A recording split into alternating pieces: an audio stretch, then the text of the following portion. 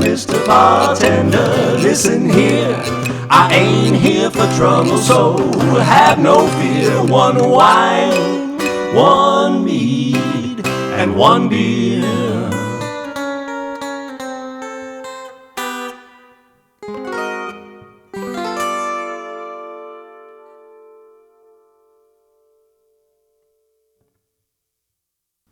Hi, welcome to episode 2 of One Wine, One Mead, One Beer. I am Ken Schramm, the owner and head mead maker here at Schramm's Mead in Ferndale, Michigan.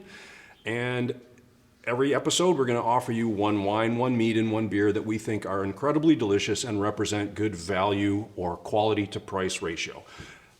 Straight to the wine, this is the Hofgut Falkenstein Krettnacher Eucharisberg Riesling Spätlese AP14. And there's a lot of German gobbledygook there, but they also, in German wine naming, they provide you with a lot of information.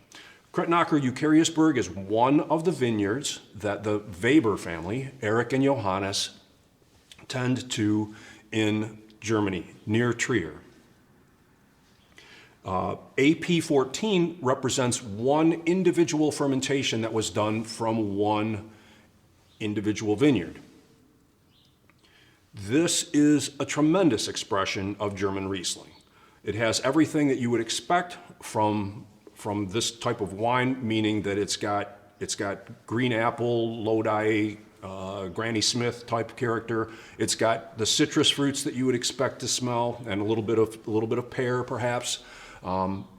Lemon, lime, and then the tropical fruits that you would expect as well, papaya, lychee. The thing that really marks the Hofgut Falkenstein wines, though, is that they deliver a lot of acidity, sometimes more than 10 grams per liter, which means that they pair beautifully with lots of full-bodied foods. This goes great with the German type cuisine that you would expect, Wiener Schnitzel and a plate full of pommes frites. But it will also work really well with Asian foods like Thai or Indian that have full flavors. And finally, my friend Putnam Weekly believes that Riesling pairs incredibly well with steak, and he's been exploring that at length.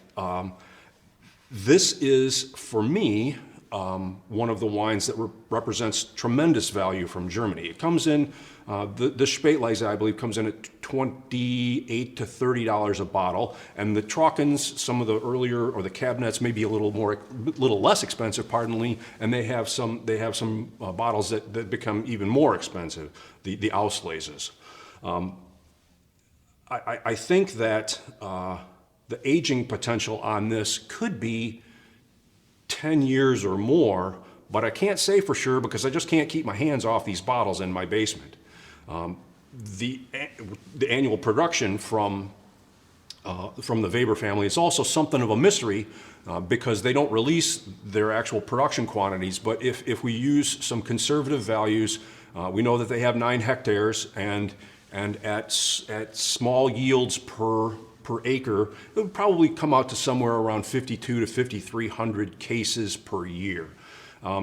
These are tremendous wines for that price. There are a number of Rieslings on the market that aren't quite as delicious and expressive as this wine is for much higher prices. So if you can find them, you're going to want to snatch them up. You might have to go to winesearcher.com, which is wine-searcher.com, to find them, and you may have to order what's available. I would recommend, no matter whether it's the Trockens or the Cabinets or the Ausleses and Spätleses, all of the wines from this winery are going to represent bottles that are worth your money and worth your time to taste. Now let's take a look at the mead for this episode. The mead for this episode of One Wine, One Mead, and One Beer is Schramm's Mead's The Statement. And this version of the statement is made with Balaton cherries. We make another version of this statement with Lutovka cherries, and we also make one with Charbakes. But this version, the cherries, the Balaton cherries, were released through the Michigan State University Extension Service Cherry Research Project under the direction of Amy Iazzoni. It's a delicious cherry. It is a Morello type, which means that it has dark skin and dark flesh and very dark juice, which makes it a really picturesque mead in the glass. It has high acidity, and we pair that acidity with honey from Norm Carey, a beekeeper from California, and we use his orange blossom and buy direct. We buy direct from the beekeeper for this, and we buy direct from the families that grow these cherries as well, the Kings and the Smeltzers and the Velikets up in Traverse City. We really think that this represents truth in cherry because it is produced with very traditional winemaking techniques. It's got a 28-day period on the fruit. It gets punch downs for about 8 days. It's completely free run, which means that there's no pressing that ever involves. And pressing can sometimes extract some harsher flavors, some acidity and some tannin from the flesh of the fruit, or the skins. But we don't do any of that. It's all free run. The acidity is still high, though, which creates great aging potential. This mead is one that can go for 10 years. We've been open for 10 years now, and I've had bottles from our first release within the last month or so, and they were outstanding. It could probably go 15 years without a problem. I would say that in terms of food pairings, it's great with pork, just outstanding with pork. Whether that's roast pork or that is barbecued pork, like a pulled pork sandwich, that's a fantastic pairing, as well as things like blue cheese. It also goes well with Michigan salads with a little blue cheese and some cherries, naturally, and it goes really well with dark chocolate too if you're going to consume this for dessert. In terms of quality to price ratio, I'd say it's outstanding. The annual production on this is about, depending on how many cherries we can get, somewhere between 1,200 and 2,400 liters per year. It gets split between the 375s and the 750s, and there's also a few kegs that we put up to offer to on-premise establishments. This represents a really good bargain and something that you can lay down for a long time and enjoy over the course of a maturation that will be really wonderful to examine. The beer for this episode is going to mean that we're going to take a road trip. We're going to go on location and join somebody at a brewery for this, and it's a working brewery, so there's going to be a little brewery noise in the background, and we'll be back with that in just a second. The beer for this episode of One Wine, One Mead, One Beer is Bell's Two-Hearted Ale, pretty much a standard in the craft community, and joining us now is John Mallett, the Vice President of Brewing and Quality for New Belgium for just a few more days. Yeah, 4 more days before I'm moving out. So, well, really pleasure to have you here at the brewery in Comstock. This is a mecca of a brewery, and this is part of the reason why this beer has won Zymergy's Best Beer of the Year every year. The competition's been held since 2017. It's become pretty legendary in the craft community. My understanding is that this beer was in process, in production a little bit in the 80s, but it really began to hit its regular production about 1997, and you joined the process in 2001. That's correct, yep. And I came here to Bell's. The facility we're in right now was not existent. I came here to build this facility. We were brewing all of our beer downtown in Kalamazoo. And Two-Hearted was a seasonal beer that was produced down there. Kind of a different process, different brewing systems, very different times. And so over the years, as we've grown and the volume of the brand has grown, certainly the beer has gone with us. Did this beer change from the time that you showed up to what it's really become over the last few years? Yeah, absolutely, it's changed. And in some ways it's changing by not changing. So if you think about what we're trying, as brewers, we want to get consistency, and that is consistency of sort of brewing outcomes. What's the flavor in the glass? What does that look like? Thinking about what Two-Hearted shouldn't be overly bitter or whatever else. really dialing in that to say, like, here's our where we need to be shooting, and here's how we get there successfully. So we've certainly made changes over the years in terms of to go into bigger tanks or making sure that it remains yeast positive so that we're able to sustain the growth of this brand. So when you've made changes, have you done piloting processes to make the changes in this beer? Yeah, we've done that. We've done that both. We've done that before at scale, and we have a really excellent, state-of-the-art pilot brewery here in Comstock. Andy Farrell, our brewmaster, his team runs that system, and we're able to do a lot of interesting things with there.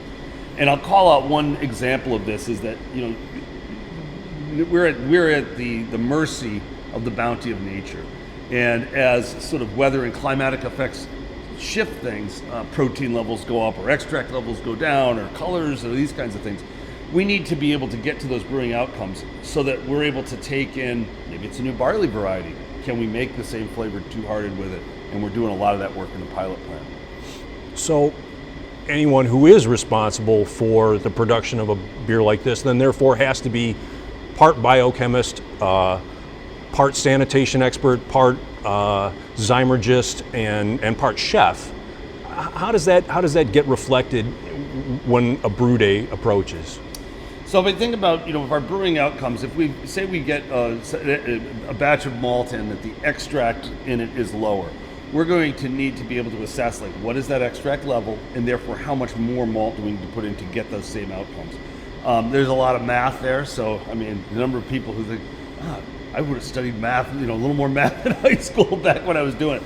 It's brewing at a high level is a math exercise. Yeah. So can you talk about how this beer affected this facility? Because it went from being a really good beer with a pretty good crowd of fans to becoming a behemoth. Yeah. I mean, right now, about half the beer that goes out of Bell's is two-hearted. That was not the case when I first joined. It was a seasonal beer, as I said, and Oberon was the 900-pound gorilla. And over the time, by having this beer year-round and such huge interest and acceptance by the beer-loving public, we make more of it. The way that's manifested itself, when we first came here, we were brewing in sort of open-top fermenters, dish-bottom tanks, and we eventually ended up moving over to a pretty interesting design with a very wide aspect ratio, so relatively shallow, very wide, and a pretty open conical bottom to get the flavor effects that we're looking to out of this beer. And so, I mean, going from, at one point, some 60-barrel fermenters to, I think at this point we have 30 at 400 barrels each.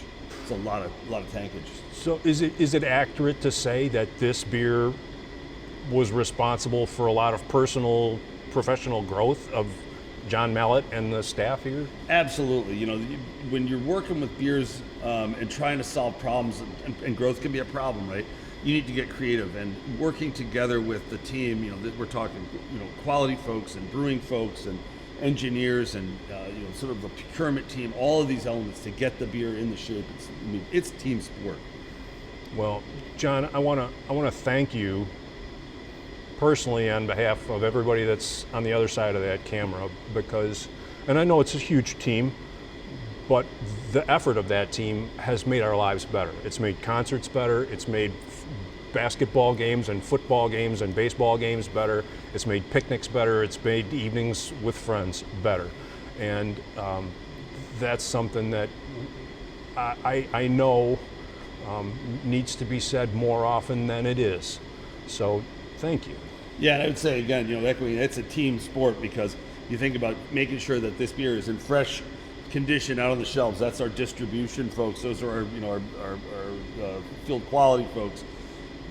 Quite frankly, you can ruin a beer in packaging it. It's incredibly high attention to detail that occurs in those packaging functions. Brewers are important, but it's the whole team that makes the beer. Well, I thank you. Thanks for coming. Very grateful. Next up is our quality to price ratio winner for this episode. The QPR winner for this edition of One Wine, One Mead, and One Beer, with apologies to Hofgut Falkenstein and to the great folks at Bell's Brewery, is going to be the statement. The statement represents, for us, in fact, a statement of how much cherry character we could deliver to the consumer in a glass. And we think that that represents a wonderful opportunity for investment in a product that should show you how a mead can progress and mature over the course of 2, 5, 10, even 15 years. I love those other two beverages. They are both uniquely delicious, but the versatility of this mead on the table as well represents something of a marvel, if you will. We'll be back with the next edition of One Wine, One Mead, and One Beer in a few weeks, and we're going to add a few elements. We may have another special guest, but in the meantime, I'd like to thank Kristen Deluge for her help with my styling, and would like to thank Reg Smith from the RCS Media Group for his tremendous assistance with the production of this program. We will see you again in a few weeks. Thanks for joining us.